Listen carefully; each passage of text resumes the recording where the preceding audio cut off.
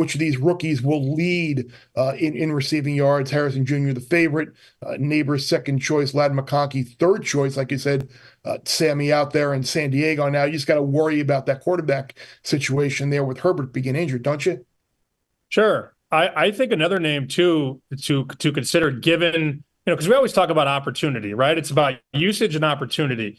And Buffalo loses Diggs and Gabe Davis. Well, Gabe Davis was on a milk carton last year, so he wasn't the guy that they projected him to be. But you look at the usage for Keon Coleman that he could get this year, and that is a monster target, right? 6'4", 220. I think Coleman is as good as any of these guys in terms of like pure physical attributes, right? Big guy, can go up and get it, one-handed grabs, over the shoulder, can basically make any catch on the field.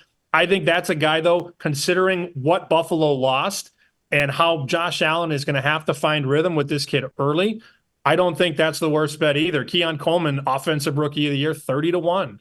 I always talk about betting these guys in the 20 to 30 range. We talked about it in MVP. I'll talk about it in this market. I'll talk about it in basically any market.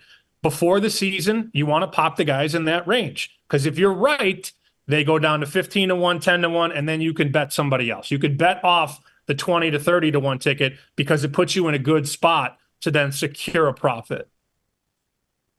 Yeah, look, whatever I'm going to say, you have to put the precursor. It's probably going to be Harrison, just because, like I said, he's such a bad defense, good weather, pretty good quarterback. It's probably going to be Harrison.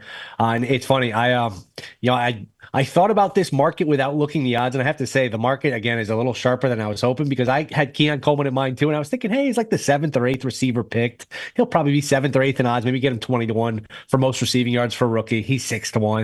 And then I was like, the kid Corley for the Jets from Western Kentucky, mid-round pick. Nobody ever heard of him. Nobody ever heard of Western Kentucky. Maybe he's like 150-1. Well, he's 40-1. So they're a little sharper here than I'd like. That being said, Harrison's probably the right pick. I can't argue if you like Neighbors at 5-1, just because they have no other weapons. They're going to be feeding him nonstop. Now, the other side of that is, well, you could double them. That's their only weapon. You got Daniel Jones throwing them. You got bad weather. I understand that, but it sounds like he's just going to be a monster player. Obviously, we all saw him in college. He's a tremendous talent. They don't have anyone else to throw to. So bang for your buck. And they're going to be behind a lot. And they're going to be behind a lot. Again, Adunze's not a bad number either, 14-1, polished receiver. There's a lot going for you. You can't double him because you got Keenan Allen, you got DJ Moore, but are they going to run the ball too much? I don't know. So it's probably Harrison, but I would say you bang for your buck. It's probably Neighbors at 15-1. And just to go back quickly to offensive rookie of the year, we mentioned McCaffrey getting hurt. 250-1 on Cody Schrader. It's a bet that's obviously not going to win, but that could at least give you maybe a positive cash out if Schrader, who led the SEC in rushing, you're going to put him in Shanahan's system. We've seen crazier things happen in that Shanahan system with late round picks. That's at least one. Again, not going to win, but at 250-1, you can at least maybe get a prop swap, positive cash out, something like that. It's at least intriguing. Fantasy league, deep sleeper, something like that, where that could at least be a fit. I'm glad you mentioned Neighbors, because look, we should always be enticed with training camp film from reporters, but all he's done is catch every single pass that Daniel Jones has thrown to him this entire training camp. And they have joint practices with the Lions right now, and he is torching that entire secondary. It's not the best secondary in the world, but all he's done entire camp is catch the ball every single time the ball's thrown to him. They tracked 17 of 18 passes in team drills the last 2 days against the Lions. He's caught. And to your point about, look, bad quarterback, I get it, not a great quarterback, but behind in a lot of games, and just say, hey man, go catch the football. Like go get up in the air and catch the ball. Neighbors, to me, for most receiving yards, I don't know if I like quite as much as I like his like offensive rookie of the year. I don't know if he'll get enough yards per se, but as far as like the ability to make those explosive plays and make wow plays and get on the radar. It's in New York. We know those games are on national television far more than they should be. So Neighbors, to me, is sort of the sleeper here for me in a lot of these awards. If what he can do in training camp so far is what he can do in the regular season.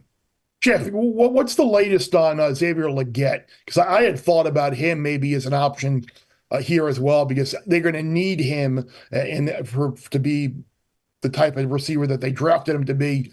If Bryce Young is going to make that step, and they're going to surprise some people like that. I know he left injured. Like, what's the process there? Have you heard anything? He's been a little beat up this camp. I just know I talked to someone there that they think that Deontay Johnson will have 120 catches for them. So, like they think he'll be that big of a part of the offense, which is not anything to do with this award. But if you look at his markets for catches or yards, they think he's going to be a big part of this offense.